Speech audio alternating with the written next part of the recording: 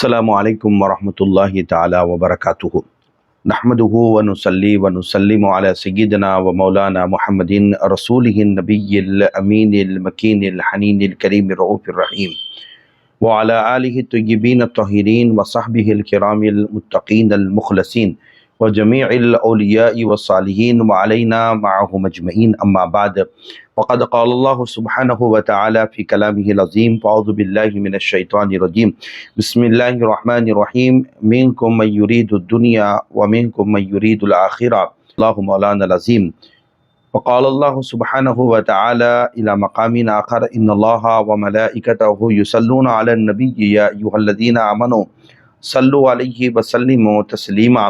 اللہم صلی علی سیدنا محمد وعلی آل سیدنا محمد وبارک وسلم۔ معزز مکرم سامعین و ناظرین محترم، بزم طلباء قدیم و محبان جامع نظامیہ جدہ کے زیر اہتمام ہماری جو سیریز ہے اصلاح عقائد و اعمال، ہم اعمال کی بھی اور عقائد کی بھی اصلاح کرتے ہوئے آ رہے ہیں۔ آج میں جس موضوع پر گفتگو کر رہا ہوں وہ موضوع ہے جگہ جی لگانے کی دنیا نہیں ہے، یعنی فکر آخرت اور آخرت کی تیاری کے سلسلے میں کچھ باتیں آپ کے سامنے رکھتا چلوں گا۔ قرآن مجید فرقان حمید میں اللہ رب العالمین نے ارشاد فرمایا منکم من یرید الدنیا ومنکم من یرید الآخرہ، کچھ لوگ دنیا کے طلبگار ہوتے ہیں اور کچھ لوگ آخرت کے طلبگار ہوتے ہیں۔ یہ بندوں کے طبقات ہیں کہ کوئی اللہ رب العالمین کی بارگاہ میں کچھ دیتا ہے تو وہ یہ چاہتا ہے کہ مجھے دنیا مل جائے، یعنی کوئی کام پوری کوشش کرتا ہے کہ اسے دنیا میں مقام مل جائے، مرتبہ مل جائے، دنیا اس کو حاصل ہو جائے، وہ اس لیے کرتا ہے۔ کوئی آخرت کے لیے کرتا ہے،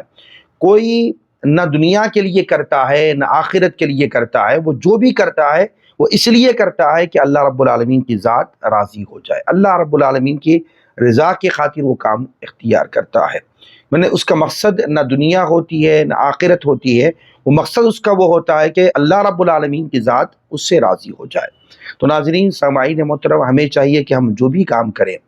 یا اعمال صالحہ یا جو بھی ہم عبادات کریں، نماز بھی پڑھیں، روزہ رکھیں، زکوٰۃ دیں، صدقہ و خیرات کریں، جو بھی کام کریں تو اس کے پیچھے نہ دنیا ہو، نہ دنیا کی چاہت ہو، نہ دنیا کا کوئی مقام ہو، بلکہ ہر وہ عمل کے ساتھ ہمیں اللہ رب العالمین کی رضا یہ ہمارے پیش نظر ہونی چاہیے کہ وہ اعمال ہم اس لیے اختیار کر لیں کہ اللہ رب العالمین کی ذات ہم سے راضی ہو جائے۔ تو معزز ناظرین سامعین محترم، خلاصہ یہ کلام یہ ہے کہ ہم جو بھی صدقہ و خیرات کریں گے، جو بھی اعمال صالحہ اختیار کریں گے، جو کچھ بھی بندوں کو دیں گے، ضرورت مندوں کو دیں گے، جس کی جو حاجتوں کو پورا کریں گے، تو ہمارا مقصد یہ ہونا چاہیے کہ ان تمام چیزوں کی وجہ سے اور ان اعمال کی وجہ سے اللہ رب العالمین مجھ سے راضی ہو جائے۔ تو ناظرین سامعین محترم، انسان کی جو زندگی ہے، انسان کی جو حیات ہے، ایک وقت متعین کر دیا گیا ہے۔ کوئی 40 سال، کوئی 50 سال، کوئی 60 سال، کوئی 70 سال، کوئی 80 سال، کوئی 90 سال، 100 سال کے درمیان ہی آج کے موجودہ وقت میں انسان یہاں تک ہی اس کی زندگی ہوتی ہے، اس سے زائد تو نہیں ہو رہی، لیکن ہمیں چاہیے کہ یہ زندگی کے اندر آخرت کی ہم تیاری کر لیں اور قبر میں راحت و سکون کیسے حاصل ہو جائے، وہ سامان یہاں دنیا سے لے کے جانا ہے۔ آخرت کی کامیابی کے لیے ہمیں دنیا سے ہی اپنے اعمال صالحہ کا ذخیرہ اپنے پاس یہاں سے جمع کر کے جانا ہے۔ تو اگر کوئی اعمال صالحہ کا ذخیرہ اپنے پاس جمع کر لیتا ہے، نیکیوں کا ذخیرہ اپنے پاس جمع کر لیتا ہے، گناہ کو چھوڑ دیتا ہے، تو یقینی طور پر اللہ رب العالمین اس کے لیے قبر کے اندر بھی اور حشر کے اندر بھی، قیامت کا جب دن ہوگا تو اللہ رب العالمین اس کی اعمال صالحہ کی وجہ سے، اور اس نے جو بھی اعمال کیا تھا اللہ کی رضا کی خاطر کیا تھا، تو اس وجہ سے اللہ رب العالمین بندے کی بخشش فرما دے گا۔ تو گویا دنیا میں رہتے ہوئے اپنے آپ کو گناہوں سے بچاتے ہوئے، اعمال صالحہ کا ذخیرہ اپنے پاس جمع کرتے ہوئے، اللہ رب العالمین کی ذات کو راضی کرنے کے لیے ہم اگر زندگی گزار دیں گے، یقینی طور پر ہماری آخرت اور ہماری دنیا دونوں بھی ہمارے لیے بہتر ہو جائے گی۔ اب آئیے ایک حدیث میں آپ کے سامنے رکھتا چلوں گا، اور اس کے راوی حضرت عبداللہ ابن مسعود رضی اللہ تعالی عنہ۔ حضور نبی کریم صلی اللہ تعالی علیہ وآلہ وسلم نے ارشاد فرمایا کہ جنت تمہارے جوتے کے تسمے کے زیادہ قریب ہے فرمایا. جوتے کا جو تلا ہوتا ہے تسمے جس کو بولتے ہیں تسمے، تو آقا علیہ السلام نے فرمایا کہ جنت تمہارے جوتے کے تسمے کے زیادہ قریب ہے، اور دوزخ بھی جو ہے نا اسی طرح تمہارے قریب ہے فرمایا. تو آقا علیہ السلام نے یعنی اتنی قریب مثال دے کے فرمایا کہ جس طرح جوتے کے جو تسمے ہوتے ہیں جس طرح قریب ہوتے ہیں جوتے سے، اسی طرح جنت بھی تمہارے قریب ہے اور جہنم بھی تمہارے قریب ہے فرمایا. اس کو امام بخاری نے صحیح البخاری میں اس روایت کو نقل فرمایا. اس کی شرح میں محدثین کرام فرماتے ہیں کہ آقا علیہ السلام نے جو فرمایا کہ جنت اور دوزخ تمہارے جوتے کے تسمے کے زیادہ قریب ہے، تو آقا علیہ السلام کے اس فرمان کی شرح میں محدثین فرماتے ہیں کہ اس طرح کے کبھی بندے کے منہ سے ایک بری بات نکل جاتی ہے تو ساری عمر کی نیکیاں جو ہے نا اس کی برباد ہو جاتی ہے، ساری عمر کی نیکیاں اس کی برباد ہو جاتی ہے، اور بندہ دوزخی ہو جاتا ہے. اور کبھی منہ سے ایک بات اچھی نکلتی ہے جو رب کو پسند ہوتی ہے تو اس بندے کے عمر بھر کے زندگی بھر کے گناہ معاف کر دیے جاتے ہیں اور وہ جنتی ہو جاتا ہے. تو الغرض ایک لفظ میں جنت وہ دوزخ ہے، چونکہ جنت وہ دوزخ اپنے عمل سے ملتی ہے اور ان کے راستے عمل کے قدموں سے طے ہوتے ہیں، اور اس لیے نبی کریم صلی اللہ تعالیٰ علیہ وآلہ وسلم نے اس قرب کو جوتے کے تسمے سے مشابہت دی، یعنی ایک قدم میں جنت ہے اور ایک قدم میں دوزخ ہے. تو یہاں اس حدیث کے خلاصے کے طور پہ یہ بات بتانا چاہتا ہوں کہ انسان کبھی جو ہے اعمال صالحہ کا ذخیرہ اپنے پاس جمع کر لیتا ہے، لیکن کبھی کوئی ایک ایسی بات اس کی زبان سے نکل جاتی ہے، وہ اللہ رب العالمین کو اس بندے کی وہ بات ناگوارہ گزرتی ہے، ناپسند ہوتی ہے، جس کی وجہ سے بندے کے ساری نیکیاں جو ہے وہ ختم کر دی جاتی ہے، اس کے لیے فائدہ مند نہیں ہوتی، اور بندہ اس ایک کلمے کی وجہ سے دوزخی ہو جاتا ہے. کبھی ایک کلمے کی وجہ سے بندہ وہ جنتی ہو جاتا ہے. تو گویا ہمیں چاہیے کہ زبان سے ایسے کلمات نکالے جس سے اللہ راضی ہو، کہیں ایسا نہ ہو کہ اللہ رب العالمین ہم سے ناراض ہو جائے، وہ کلمہ اللہ رب العالمین کو ناپسند ہو جس کی وجہ سے ہم جہنمی قرار دیے جائیں. تو ہمیں چاہیے کہ جہاں اعمال صالحہ کا ذخیرہ ہم اپنے پاس جمع کریں، وہیں پر اپنی زبان کی بھی حفاظت کرتے ہوئے کوئی ایسا کلمہ زبان سے نہ نکالیں کہ جس سے اللہ ناراض ہو، جس کی وجہ سے ہم دوزخ میں جانے کا ذریعہ بن جائیں، سبب ہو جائیں. تو لہٰذا زندگی بھر کے اعمال ہمارے ضائع کر دیے نہ جائے. تو لہٰذا جب بھی کوئی گفتگو کرے، اور خاص طور پر بعض لوگ جو ہے خوشی اور غم کے موقعوں پر زبان سے کچھ ایسے کلمات نکال دیتے ہیں جس کی وجہ سے وہ کلمات اللہ رب العالمین کو ناگوارہ گزرتے ہیں، ناپسندیدہ ہوتے ہیں، جس کی وجہ سے کبھی انسان کفر تک پہنچ جاتا ہے. تو لہٰذا جو بھی کلمہ زبان سے نکالے سوچ سمجھ کے نکالے، کہیں ایسا نہ ہو کہ یہ کلمہ اللہ رب العالمین کو ناپسند ہو جس کی وجہ سے ہماری زندگی بھر کے اعمال ضائع کر دیے نہ چاہیں. تو آئیے ناظرین سامعین محترم، میں حضرت بشر الحافی رحمۃ اللہ تعالیٰ علیہ کا ایک واقعہ آپ کے سامنے رکھتا چلوں گا کہ دنیا سے بے رغبتی کا معاملہ اور دنیا کی حقیقت کے متعلق اور فکر آخرت کے متعلق ایک بات جو آپ کی سیرت کی کتابوں میں بالخصوص حضرت امام ابن جوزی رحمۃ اللہ تعالیٰ علیہ نے عیون الحکایت میں اس بات کو لکھا، اس واقعے کو لکھا. حضرت سیدنا محمد بن نعیم رحمۃ اللہ تعالیٰ علیہ، آپ ایک مرتبہ حضرت بشر الحافی رحمۃ اللہ تعالیٰ کی خدمت بابرکت میں حاضر ہوئے اور عرض کیا. بشر الحافی رحمۃ اللہ تعالیٰ علیہ سے کہا، حضرت مجھے کچھ نصیحت فرمائیے، حضرت مجھے کچھ نصیحت فرمائیے. تو آپ بشر الحافی رحمۃ اللہ تعالیٰ علیہ نے فرمایا، اس فانی دنیا میں، یعنی یہ دنیا جو ختم ہو جانے والی ہے، فانی دنیا، کل من علیہا فان، کہ ہر وہ چیز فنا ہو جانے والی ہے، ختم ہو جانے والی ہے. تو آپ نے فرمایا، حضرت سیدنا محمد بن نعیم سے فرمایا کہ اس فانی دنیا میں، یہ دنیا جو ختم ہو جانے والی ہے، فانی دنیا میں چونٹیوں کی ایک عادت ہے جو آپ نے بیان فرمائی. بشر الحافی رحمۃ اللہ علیہ نے کہا کہ دیکھو، چونٹیوں کی یہ عادت ہے کہ وہ گرمیوں میں اپنے لیے دانے وغیرہ بلوں میں جمع کر لیتی ہیں گرمیوں میں، اور تاکہ سردیوں میں جو ہے انہیں خوراک کے لیے باہر نکلنا نہ پڑے. یعنی چونٹیوں کی ایک عادت ہوتی ہے کہ وہ گرما کے موسم میں جو ہے باہر نکلتے ہیں اور باہر نکل کر وہ دانہ وغیرہ لے جا کر اندر سٹور کر لیتے ہیں تاکہ سردیوں کے موسم میں ان کو باہر نکلنا نہ پڑے اور ان کا جو ہے نا غذا کا معاملہ آسانی سے حل ہو سکے. تو آپ فرماتے ہیں ایک مرتبہ اسی مقصد کے تحت جو ہے بشر الحافی کہتے ہیں ایک چونٹی جو ہے اپنی بل سے نکلی اور اس نے دانہ لیا اور دوبارہ جو ہے بل کی طرف جانے لگی تو اتنے میں ایک چڑیا آئی, وہ چونٹی کو دانے سمیت کھا گئی. فرمایا بشر الحافی نے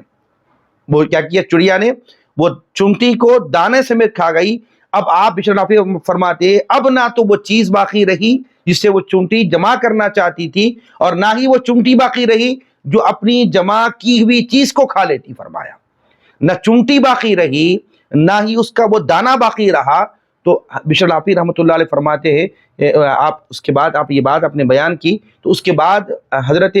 سیدنا محمد بن نعیم نے عرض کیا حضور مزید کچھ نصیحت فرمائیے. یہ بات تو میں سن لیا, مزید کچھ نصیحت فرمائیے. تو آپ بشر الحافی رحمۃ اللہ علیہ نے شاہ فرمایا تیرا اس شخص کے بارے میں کیا خیال ہے. حضرت بشر الحافی رحمۃ اللہ علیہ مزید اس کی وضاحت کرتے کہتے ہیں مزید نصیحت کی ضرورت نہیں ہے, یہ جو بات میں نے تجھ سے کہی ہے. آپ مزید فرماتے ہیں تیرا اس شخص کے بارے میں کیا خیال ہے جس کا مسکن, جس کا ٹھکانہ یعنی رہائش قبر ہو اور گزرگاہ جو ہے پل صراط ہو جو بال سے زیادہ باریک اور تلوار کی دھار سے زیادہ بھی تیز ہو اور میدان محشر اس کے ٹھہرنے کی جگہ ہو جہاں اس سے حساب لیا جائے گا. اللہ رب العالمین اس سے حساب لینے والا ہو, پھر اس شخص کو یہ بھی معلوم نہ ہو کہ میں حساب و کتاب کے بعد جنت میں جاؤں گا یا مبارکباد کا مستحق ہوں گا یا جہنم کی بھڑکتی ہوئی آگ میرا ٹھکانہ ہوگی, میں وہاں عذاب دیا جاؤں گا. ہائے حسرت افسوس. آپ فرماتے بشر الحافی رحمۃ اللہ علیہ ایسے بندے کا غم کتنا طویل ہوگا, اس کو کیسی کیسی مصیبتوں کا سامنا کرنا پڑے گا. ہائے ہائے, یہ کلمات آپ زبان سے نکالے. اس وقت تو رونا ہوگا لیکن تسلی دینے والا کوئی نہ ہوگا. اس وقت خوف و دہشت تو طاری ہوگی لیکن کوئی امن دینے والا نہ ہوگا. یہ بات کو حضرت بشر الحافی رحمۃ اللہ تعالیٰ علیہ نے آنے والے شخص سیدنا محمد بن نعیم رحمۃ اللہ تعالیٰ علیہ سے یہ بات بیان فرمائی. پھر آپ رحمۃ اللہ تعالیٰ علیہ نے مجھ سے بار بار یہی فرماتے رہے. سیدنا محمد بن نعیم فرماتے ہیں ذرا اپنی حالت پر غور کرو, اس دن تیرا کیا حال ہوگا. ذرا اپنی قبر کے بارے میں سوچ, اس میں تیرے ساتھ کیا معاملات پیش آئیں گے. دنیا داروں سے تعلقات کو کم کر دے. بشر الحافی فرماتے ہیں دنیا داروں سے تعلقات کو کم کر دے اور کبھی بھی اس بات کو پسند نہ کر کہ لوگ تیری تعریف کریں اور اپنے اعمال پر لوگوں سے اپنی تعریف سننے کی خواہش نہ کر. دنیاوی نام و نمود نہ جا, عزت والا وہی ہے جو اللہ رب العالمین کے یہاں معزز ہے, جو اللہ کے ہاں ذلیل ہے, جو بظاہر وہ دنیا میں کتنا ہی معزز ہو مگر حقیقتاً وہ ذلیل ہے. فرمایا تو حضرت بشر الحافی رحمۃ اللہ تعالیٰ علیہ نے آنے والے شخص سیدنا محمد بن نعیم کو یہ نصیحت دی, یہ فکر دی کہ جس طرح ایک چونٹی باہر نکلی تھی تو چڑیا اس چونٹی کو دانے سمیت کھا گئی, نہ وہ دانہ باقی رہا جسے چونٹی کھا سکے نہ اس چونٹی باقی رہی جو اس دانے کو کھا سکے. بتانا یہ مقصود تھا. بشر الحافی رحمۃ اللہ علیہ نے فرمایا کہ آگے کیا ہونے والا ہے جس سے کوئی خبر نہیں. انسان دنیا میں رہتے ہوئے, کیونکہ دنیا اس کے ٹھہرنے کی جگہ نہیں ہے, اگر اس کی رہائش کی اگر کوئی جگہ ہے تو وہ قبر ہے اور اسے گزرنا ہے تو پل صراط کے راستے سے گزرنا ہے. یہ بڑا باریک اور جو ہے راستہ ہے جو تلوار سے زیادہ تیز ہے. تو بشر الحافی نے یہ بات بتا کر آپ نے اس شخص کو نصیحت کی کہ دیکھ آخرت کی تیاری کر لے رہے ہیں اور آخرت کی تیاری دنیا میں رہتے ہوئے کریں گے اور دنیا سے اپنے معاملات کو کم کر لیں, آخرت کی فکر کریں, آخرت کی تیاری کریں. کل کیا ہوگا پتہ نہیں. تو لہٰذا بشر الحافی نے حضرت سیدنا محمد بن نعیم کو یہ نصیحت کی کہ تم دنیا میں رہتے ہوئے آخرت کی تیاری کرو, تاکہ آخرت کی تیاری میں لگ جاؤ گے تو گویا آخرت کی فکر تمہارے اندر پیدا ہوگی تو تیاری بھی تمہارے اندر آ جائے گی. تو بشر الحافی رحمۃ اللہ تعالیٰ علیہ نے آپ نے یہ نصیحت کی. یہ نصیحت سے یہ بات ہمیں کھل کر سامنے آتی ہے, ہمیں بھی چاہیے کہ دنیا میں رہتے ہوئے ہم آخرت کی تیاری کریں, کیونکہ ہمارا مقام اور ہمارا جو مسکن ہے وہ قبر ہے. تو لہٰذا قبر کی آسانی کے لیے، قبر کے سکون کے لیے، عذاب قبر سے محفوظ رہنے کے لیے ہمیں کیا تیاری کرنا ہے، اس پر ہمیں غور و فکر کرنے کی ضرورت ہے۔ تو ناظرین سامعین محترم، آئیے آگے میں اور ایک روایت آپ کے سامنے بیان کرتا چلوں گا، جس کے راوی حضرت ابو صفوان عبداللہ بن بسر الاسلمی رضی اللہ تعالیٰ عنہ سے روایت ہے کہ حضور نبی کریم نے فرمایا کہ لوگوں میں سب سے بہتر وہ ہے جس کی عمر لمبی اور عمل اچھے ہو۔ فرمایا یا آقا علیہ السلام نے فرمایا جس کی عمر لمبی ہو اور عمل اچھے ہوں، یعنی عمر کا لمبا ہونا یا عمر کا دراز ہونا فائدہ مند کب ہے؟ جب اس کے اعمال، نیک اعمال، اس کے عمل اچھے ہوں۔ فرمایا تو یہاں اس حدیث کی جو شرح اگر آپ محدثین کرام نے جو بیان فرمائی ہے وہ یہ کہ وہ شخص جو ہے قابل رشک ہے جو اپنی صحت اور فراغت یعنی فرصت کے اوقات میں اللہ رب العالمین کی اطاعت و فرما برداری کرے، یعنی صحت بھی اچھی ہے، اس کے پاس فرصت وقت بھی ہے، تو گویا اس صحت اور فرصت کے وقت میں وہ اللہ رب العالمین کی اطاعت کرتا رہے، تو وہ اللہ کی اطاعت و بندگی میں گزارے، اور جس نے اپنی صحت اور فراغت کو اللہ رب العالمین کی نافرمانی میں ضائع کر دیا کہ وہ کام اختیار کیا جس سے اللہ ناراض ہو جائے، وہ نافرمانی والے کام کیا، تو گویا اس نے وہ دھوکے میں رہا، کیونکہ فراغت کے بعد آج فرصت ہے، کل مشغولیت ہو جائے گی، آج صحت ہے، کل بیماری آ جائے گی۔ تو یہاں محدثین کرام فرماتے ہیں صحت اور فراغت اگر بندے کو مل جائے تو بندہ اس صحت اور فراغت کو جب وہ پا کر اللہ رب العالمین کی اطاعت و فرما برداری میں گزار دیتا ہے تو وہ شخص کامیاب ہوگا۔ جو صحت اور فراغت کے وقت میں وہ کام کرے جو اللہ رب العالمین کو ناپسند ہو، نافرمانی نے اس نے وقت گزار دیا، نافرمانی میں اس نے وقت گزار دیا، تو گویا اب فرصت کا وقت ختم ہو جائے گا تو مشغولیت آ جائے گی، صحت ختم ہو جائے گی تو بیماری آ جائے گی، تو انسان اس وقت میں افسوس کرے گا کہ کاش کہ میں اپنے صحت اور فراغت کے وقت میں اللہ رب العالمین کی اطاعت و فرما برداری کرتا تو میرے لیے یہ وقت کام آ جاتا۔ اب گیا ہاتھ گیا وقت پھر پلٹ کے آ نہیں سکتا، اب مشغولیت آ چکی ہے، اب فرصت وقت میرے پاس نہیں رہا، اب بیمار ہو چکا ہوں، صحت باقی نہیں رہی، اس وقت افسوس کرنا کوئی فائدہ مند نہیں ہوگا، جبکہ انسان کو پتا ہے کہ آج فرصت ہے، اب فرصت ہے، کل مشغولیت ہو جائے گی، آج صحت ہے، کل بیماری آ جائے گی، تو وہ صحت اور وہ فراغت کو غنیمت جانتے ہوئے اللہ رب العالمین کی اطاعت و فرما برداری میں اپنی اس صحت کو، اپنی اس جو ہے فرصت وقت کو لگا دے گا تو یقینی طور پر اللہ رب العالمین اسے کامیاب فرما دے گا۔ اب آئیے ناظرین سامعین محترم، اور ایک روایت میں حضرت ابو ہریرہ رضی اللہ تعالیٰ عنہ روایت کرتے ہیں کہ آقا علیہ الصلوۃ والسلام نے ارشاد فرمایا کہ بوڑھے آدمی کا دل، یعنی اگر کوئی شخص بوڑھا ہوتا ہے، بوڑھے آدمی کا جو دل ہوتا ہے دو چیزوں کے معاملے میں ہمیشہ جوان رہتا ہے گا آقا علیہ السلام نے، ایک تو لمبی امیدیں، بہت لمبی لمبی اس کی امیدیں ہوتی ہے، دوسرا جو ہے بوڑھے شخص کے دل میں جو ہے دنیا کی محبت ہو جاتی ہے۔ تو آقا علیہ السلام کا یہ فرمان بالکل آج واضح ہے، اگر آپ دیکھیں گے تو پتہ چلے گا بوڑھے آدمی کا جو دل ہے دو چیزوں کے معاملے میں ہمیشہ جوان رہتا ہے، لمبی امیدیں اور دنیا کی محبت۔ تو معزز ناظرین سامعین محترم، ہمیں چاہیے کہ اللہ رب العالمین نے جو ہمیں زندگی دی ہے، ہر شخص سے انسان سے گناہ ہوتے ہیں، ایسا نہ کہیں کہ میں کہنے والا کوئی پاک صاف ہوں، ایسا نہیں ہے، میں آپ سے بڑا گنہگار ہوں۔ ہر شخص کو اپنا جائزہ لینے کا وقت ہے، ہر شخص کو اپنی اصلاح کرنے کا وقت ہے، ہر شخص کو دنیا میں رہتے ہوئے آخرت کی فکر کرنے کا آج ہمیں جو ہے نا ضرورت ہے، اور دنیا سے ہی اپنی قبر کے لیے، آخرت کے لیے اور نجات کے لیے کون سے اعمال کو اختیار کرنا ہے، دنیا میں رہتے ہوئے ہی اپنے وہ اعمال کو اختیار کریں گے، یقینی طور پر ہمارے لیے بعد مرنے کی آسانی ہو جائے گی۔ ناظرین سامعین محترم، اسی طرح علامہ امام ابن جوزی رحمۃ اللہ تعالیٰ علیہ اپنی کتاب عیون الحکایت میں ایک واقعے کو لکھتے ہیں، بڑا دلچسپ واقعہ ہے، وہ واقعہ میں آپ کے سامنے رکھتا چلوں گا۔ سیدنا بکر بن عبداللہ البزری رحمۃ اللہ تعالیٰ علیہ سے منقول ہے کہ بنی اسرائیل کا ایک بادشاہ تھا، اللہ رب العالمین نے اس کو کثرت مال اور کثرت اولاد اور لمبی عمر عطا فرمایا، تین چیزیں تھیں اللہ نے اس بادشاہ کو، بنی اسرائیل، کیونکہ بنی اسرائیل کے انبیاء اور ان کی قوموں کی عمروں کو اللہ رب العالمین نے بہت طویل رکھا تھا۔ تو سیدنا علامہ امام ابن جوزی لکھتے ہیں واقعے کو، بنی اسرائیل کے ایک بادشاہ کو کثرت مال اور کثرت اولاد اور اللہ رب العالمین نے تیسری چیز اس کو جو بادشاہ کو لمبی عمر عطا کیا تھا، اور اس کی جو اولاد کثرت سے تھی، اس میں یہ عادت تھی بچوں کی کہ جب بھی کوئی بیٹا اس کا جوان ہوتا تو وہ جو ہے بادشاہ کا بیٹا اون کا لباس، یعنی جو بادشاہانہ جو لباس ہوتا اس کو چھوڑ دیتا، جوان ہونے کے بعد اون کا لباس پہنتا، پہاڑوں میں چلے جاتا، دنیا کی رونقوں کو خیرآباد کر دیتا، اور درویشانہ زندگی کو وہ بادشاہ کے بچے جوان ہوتے جاتے، وہ درویشانہ زندگی کو اختیار کر لیتے، درختوں کے پتے اور جو ہے جھاڑیاں کھا کر وہ نوجوان بچے اپنا گزارا کر لیتے۔ اسی حالت میں وہ بچے، نوجوان بچے پھر دار فانی کی طرف یعنی موت کی طرف چلے جاتے۔ سب شہزادوں کا یہی طریقہ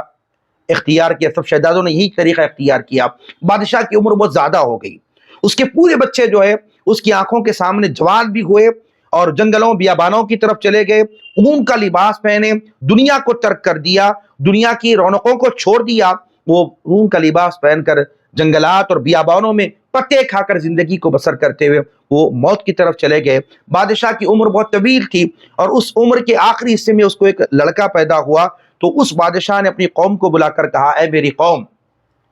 دیکھو میں بہت بوڑھا ہو چکا ہوں، اب میری عمر بہت زیادہ ہو چکی ہے، اس عمر میں مجھے اللہ رب العالمین نے ایک بیٹے کی نعمت سے سرفراز کیا، میں تم لوگوں سے جتنی محبت کرتا ہوں تم خوب جانتے ہو۔ اپنی جو ہے نا رعایا کو لوگوں کو جمع کر کے اس نے کہا، یہ میرا بیٹا ہے، یہ کہیں مجھے خوف ہے کہیں اپنے بھائیوں کا یہ راستہ اختیار نہ کر لے، اگر ایسا ہوا تو میرے خاندان میں بھی اب میرے بعد کوئی حاکم نہ رہے گا، کوئی بادشاہ نہ رہے گا، اور پھر تم ہلاکت میں پڑ جاؤ گے۔ اگر بہتری چاہتے ہو تو اس شہزادے کو چھوڑ چھوٹی عمر میں ہی سنبھال لو، شہزادے کو چھوٹی عمر میں ہی سنبھال لو، اسے دنیاوی نعمتوں اور آسائشوں کی طرف مائل کر دو، اگر ایسا کرو گے تو شاید میرے بعد یہ میرا بیٹا تمہارا حاکم بن جائے گا۔ تو برالغرض جو ہے بادشاہ نے اپنے اس بچے کو دور دراز مقام پر، جہاں پر تمام تر سہولیات،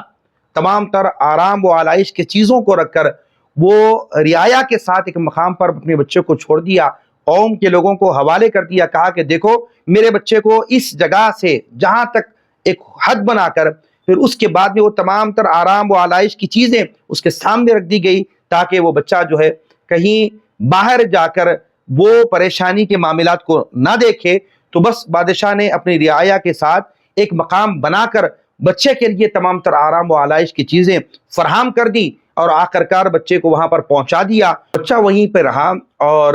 ایک عرصہ یعنی 1 سال وہاں پر اس بچے نے آرام و آلائش کی چیزوں کو جو ہے استعمال کرتے ہوئے وہ بچہ رہا۔ آخر کار ایک مرتبہ بچہ نکلا، اور اس نے جو ہے اپنی رعایا کے لوگوں سے جو ہے کہا کہ اس دیوار کے پیچھے کیا ہے، میں وہاں کی دنیا دیکھنا چاہتا ہوں، کیونکہ بچہ جس مقام پہ رہتا تھا وہاں پر اس کی سہولیات کی تمام تر چیزیں موجود تھی، ہیرے جواہرات تھے، آرام و آلائش کی چیزیں تھی، کھیل کود کی تمام چیزیں تھی، کوئی چیز کو بادشاہ نے ایسا نہیں تھا کہ کوئی چیز وہاں نہیں تھی، بلکہ اس بچے کے لیے تمام چیزیں تھی تاکہ بچے کا دل دنیا کی طرف لگ جائے،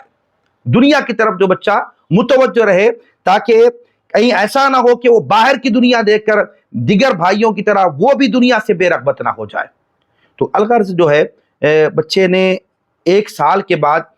اپنے لوگوں سے کہا کہ دیکھو وہ دیوار کے پیچھے کیا ہے، میں جانا چاہتا ہوں۔ تو لوگوں نے کہا کہ بچے سے کہا کہ تم وہاں نہیں جانا بلکہ آپ یہیں رہیں۔ آخر کار جو ہے اس بچے نے ضد کی، اور رعایا کے لوگوں نے بچے کو لے کر جب سواری پر بٹھا کر سونا چاندی کے زیورات وغیرہ اس کے ساتھ بہت ہی اہتمام کے ساتھ جب باہر نکلا اس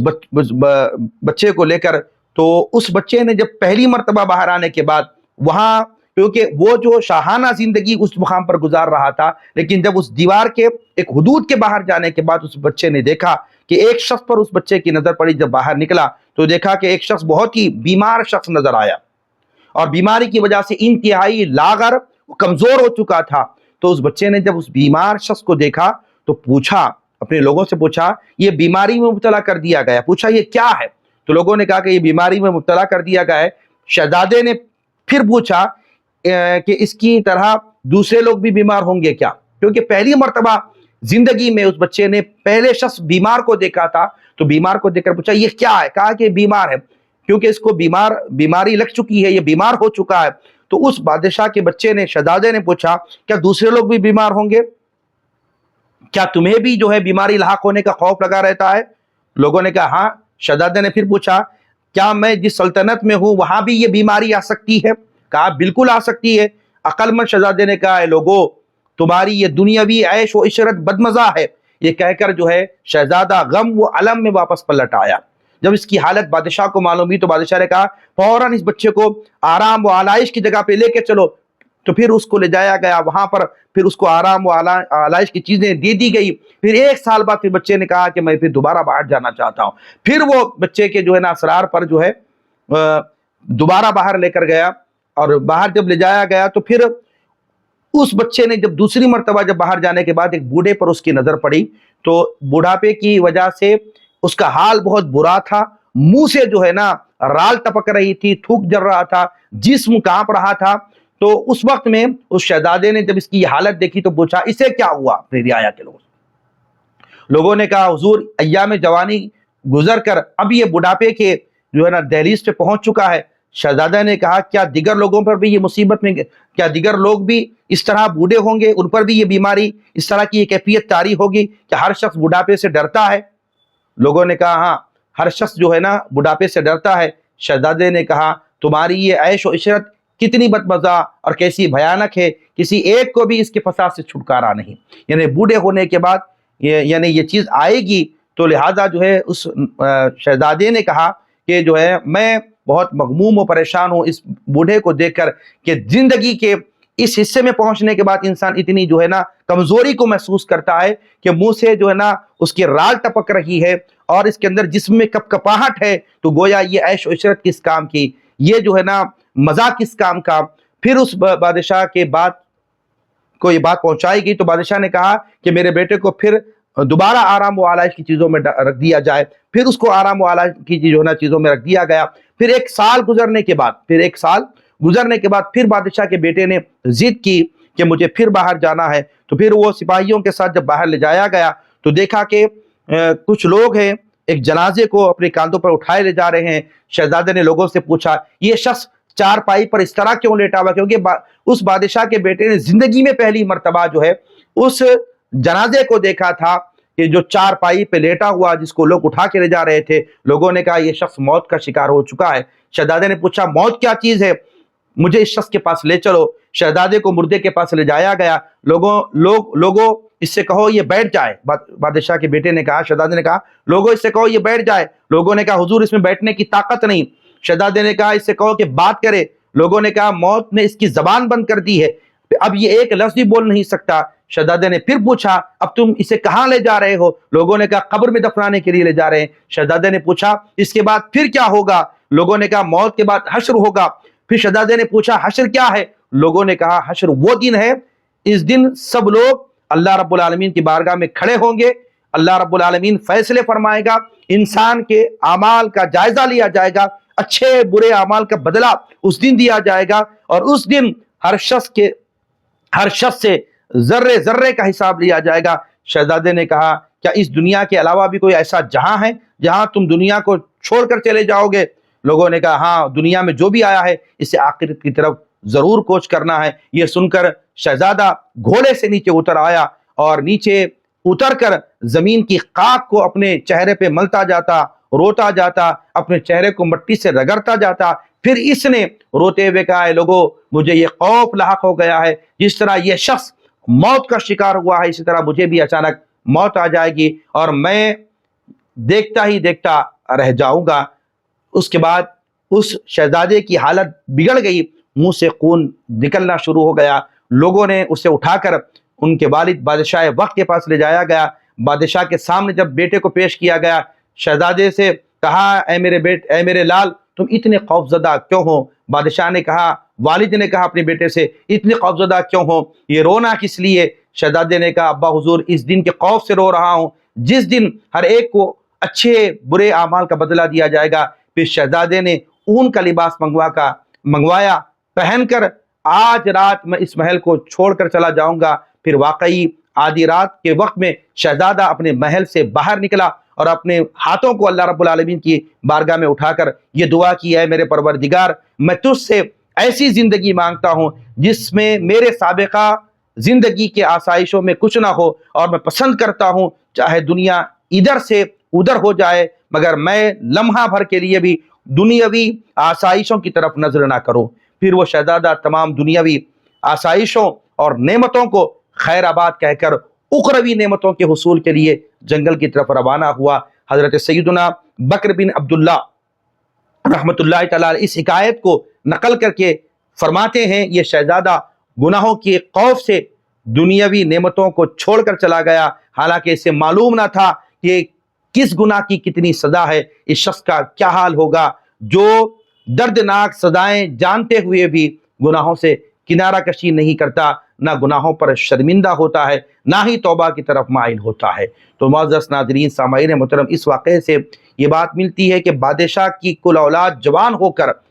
اور وہ دنیا سے بے رغبت ہو کر جنگلوں کی طرف چلے گئی۔ بادشاہ کو اس بات کا خوف تھا، آخری عمر میں ایک بیٹا ہوا، اگر یہ دنیا کی طرف مائل رہے گا تو یقینی طور پر بعد میں میرے کوئی حاکم باقی رہے گا۔ لیکن دیکھیے بادشاہ نے کتنی کوشش کی اپنے بیٹے کو اپنے سے دور کر کے آرام و آلائش کی چیزوں میں رکھ کر اسے دنیا کی نعمتیں دے کر دنیا کی طرف راغب کرنا چاہا، لیکن اللہ رب العالمین جسے چاہتا ہے اسے یقیناً جو ہے نا اپنے لیے منتخب کر لیتا ہے۔ آخرکار ہوا یہی کہ اس بچے نے جب باہر نکل کر جب لوگوں کے احوال کو دیکھا، ایک بیمار شخص کو دیکھا، ایک جنازے کو دیکھا، اور اس طرح تین چیزوں کو دیکھنے کے بعد اسے اس بات کا اندازہ ہوا کہ جگہ جی لگانے کی دنیا نہیں ہے، یہ انسان دنیا میں آیا ہے، بیمار بھی ہوگا، بڑھاپے کی وجہ سے کمزوری بھی آئے گی، آخرکار اس کا انتقال بھی ہوگا، اس کا پھر جنازہ بھی اٹھا دیا جائے گا۔ تو اس شہزادے نے ان تین باتوں کو دیکھ کر، ان تین واقعات کو دیکھ کر اپنی دل کی دنیا کو بدلا